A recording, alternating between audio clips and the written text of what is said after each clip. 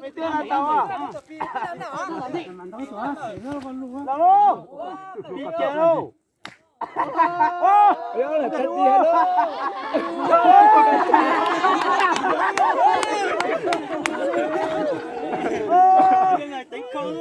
tôi đoán là không điểm nữa hả? bắt từ lần này luôn chứ gì la này à? Nằm lo bây giờ. Bây giờ ít tuổi đó. Ít tuổi đó. Tôi bắt tao rồi. Rồi bắt tao thằng nào? Thằng số này. Tù luôn. Tao chặt luôn.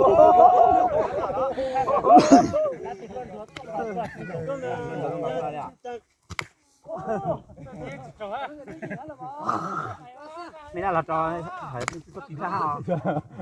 Giảm tháng hả? cháu sao mà cháu cười à? Ô lăn nồi hả? Cái nào cái cho anh gặp đi đó tê ho đó tê một tí sao đó thì à?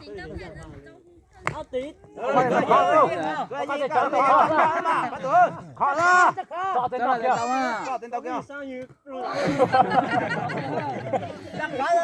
rồi nhìn tên tao kia khó đấy mà cho con mấy mẹ bây giờ cho mấy ít tiền sư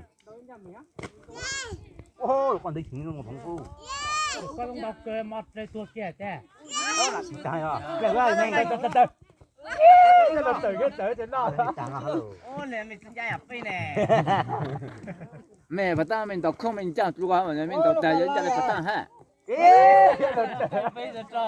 ôi làm đâu mình đâu có nói thằng xe nè trận nói trận nào chốt trận ít trận phiên thu trận ít đâu mà in đâu非常的一准就被打败，被准就准，一了准按照天的嘛。anh chốt rồi